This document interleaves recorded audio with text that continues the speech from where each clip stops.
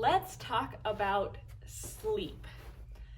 Sleep is hands down one of the most underutilized recovery tactics when it comes to improving our performance and improving our recovery. Sleep is so needed for so many different processes in our body. It helps our brain process things. It helps turn the experiences that we've had that day into long-term memories or short-term memories. It allows our muscles to recover. It allows our food to be digested effectively. A bunch of different things happen when we are asleep. And we are a very chronically sleep-deprived society. There are a lot of unhelpful and harmful messages about like the grind doesn't stop, we can sleep when we're dead. Really just, I feel like very messed up messages that are promoted in our culture. Where we're going to start today is just talking about like what is sleep. And sleep is kind of a weird thing if you think about it, because we're like in a semi-unconscious state for a third of the day, but if we don't have it, things tend to go awry. So when we're sleeping, we're in a state of decreased responsiveness, but we are able to obviously wake up and respond if needed. And while our physical body is in a state of like relaxation and decreased activity, our brain is actually quite active. Like I previously said, we need sleep for a lot of different processes. So energy conservation, our body allows our body to restore itself. It allows your brain to develop and for new synapses to be developed. And sleep is still widely being researched. Sleep disorders are being researched. How to like efficiently and effectively sleep is something that is being tracked. But at the end of the day, we can all agree that sleep is very important and it's something that we need to prioritize. So what is sleep? Like actual sleep, besides the fact that we're like laying down, resting. What our brain goes through a cycle called a sleep-wake cycle. It occurs in a sequence if everything is functioning as it is designed to function. So we are awake, then we have non-REM sleep, and REM stands for rapid eye movement, and then we go into REM sleep. Non-REM sleep has different stages from light to deep. It is triggered by a chemical called adenosine in part of our brain. Non-REM sleep is important for energy conservation and restoring our mind. REM sleep is when you dream and your brain activity is actually very similar to what it would be like if you were awake during this part of the sleep-wake cycle. If you are deprived of REM sleep, your memory and ability to understand things as well as move efficiently are decreased.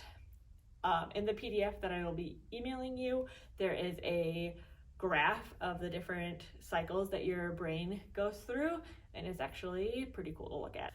So now that we understand what happens when we are asleep, I think it's important for us to understand where that sleep cycle fits in throughout our 24-hour day.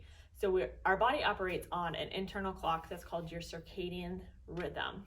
This rhythm helps make sure that the body's processes are occurring at an optimal time throughout the 24 hours that we have in a day.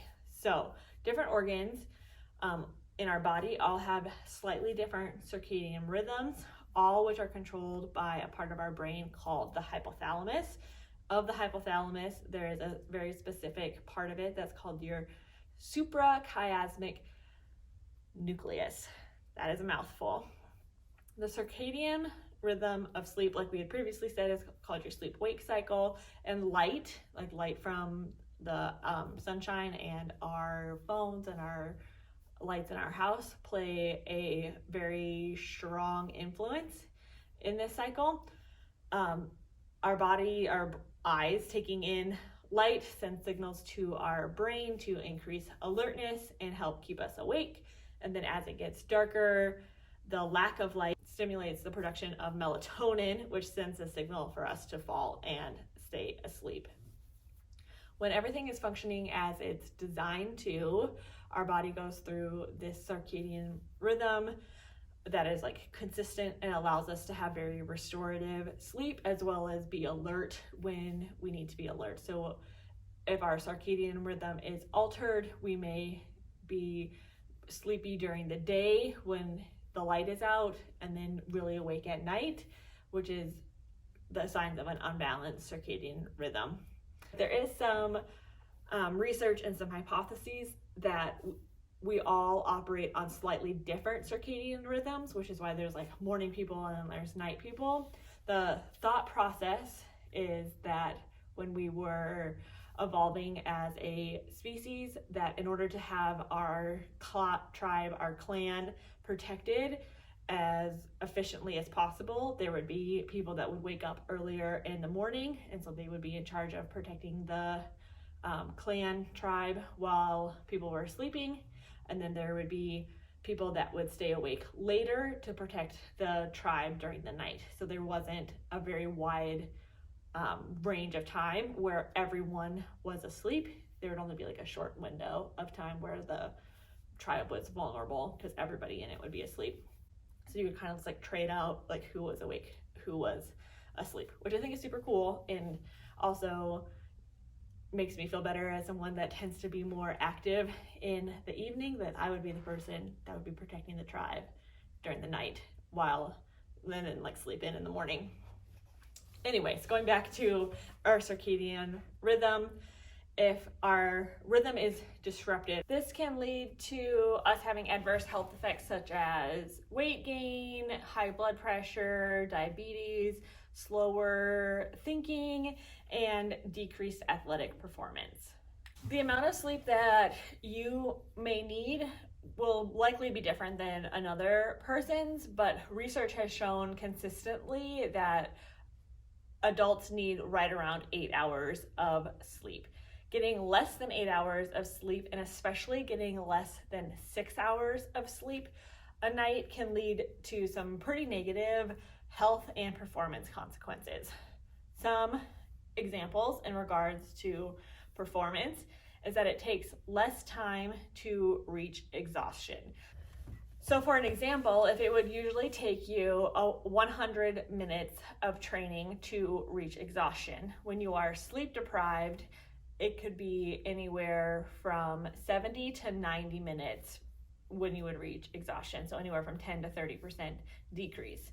So if you are hitting that like 70-minute mark as opposed to that 100-minute mark, that's a half an hour of training that you are missing out on consistently, which like once again, over time and repetitions can severely decrease the potential for your performance long term.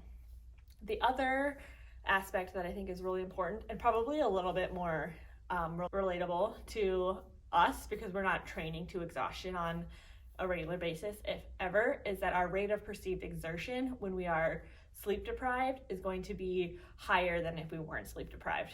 So if you have a training session that you need to be at like a 3 or a 4 on the RPE scale, when you're sleep deprived, the same like sets and reps and weight could be a 7 or an 8 when it should be a 3 or a 4 and would have been a 3 or a 4 if you weren't sleep deprived. Being tired also decreases your accuracy and your reaction time, meaning that you are more likely to miss things.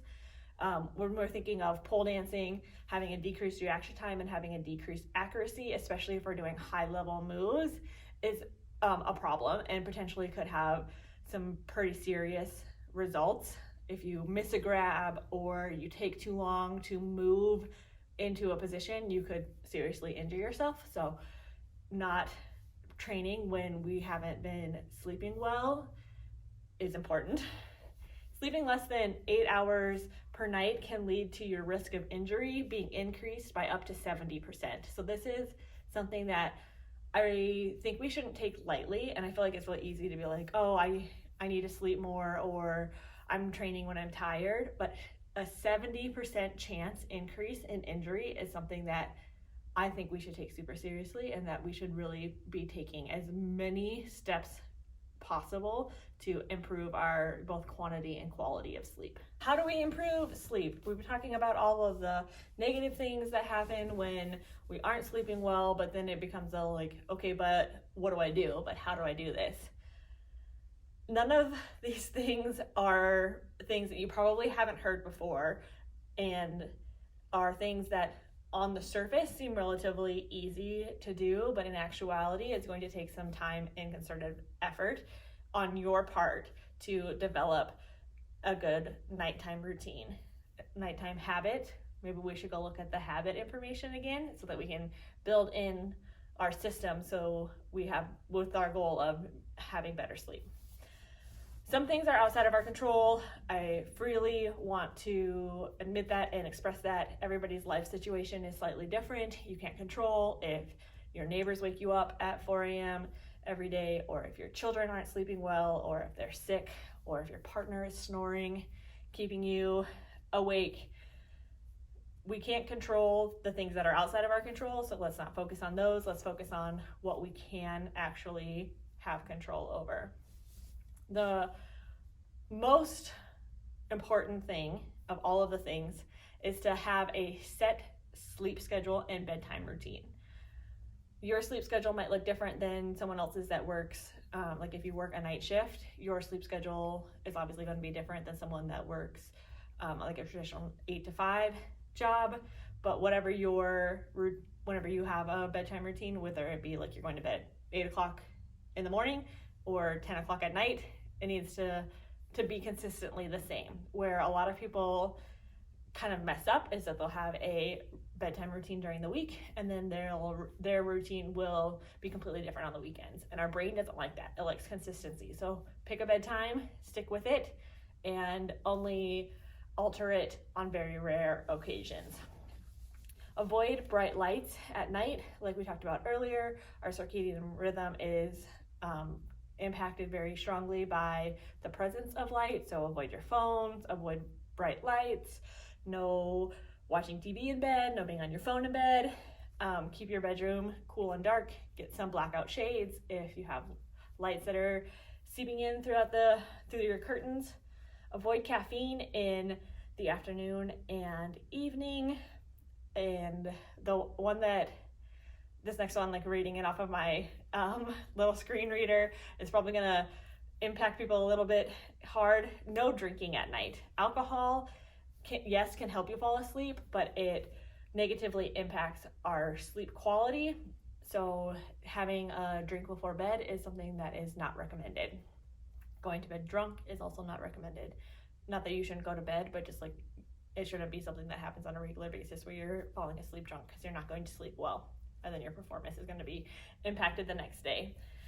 Avoiding napping is also something that's recommended. However, if you have difficulty falling asleep at night, you might feel like you really need a nap during the day. And if you are one of those people, that's obviously just fine, but limiting your nap to like 20 to 30 minutes is what's recommended. No 4-hour naps in the middle of the day. That's not a nap, it's a sleep. Make sure that you're eating enough throughout the day so that you're not waking up hungry. You will have a video on nutrition coming to you to make sure that you're eating enough of each one of your macronutrients and eating enough calories throughout the day. If you're struggling to fall asleep at night and you're like just laying in your bed like wide awake, research has shown that if you get up out of bed and just have like a change of scenery, do something that's not like super stimulating, that can help you fall asleep better and faster when you go back to bed after you do that activity. There are some supplements that have been shown to help with sleep. I have a tendency to not recommend supplements just as a like general statement, because they can impact medications if you're on medications, and then also make some conditions worse than they already are. So if you are someone that is having trouble falling asleep and you're wondering if supplementing with something might be beneficial, reach out and we can either connect you with a health professional that can help you if you have some underlying conditions that you're trying to address, or we can do like a health inquiry to see if potentially using supplements would benefit your sleep. If you have any questions, please let me know. Look for the sleep PDF in your email, and I hope you have a great training day, and then I hope you sleep well tonight.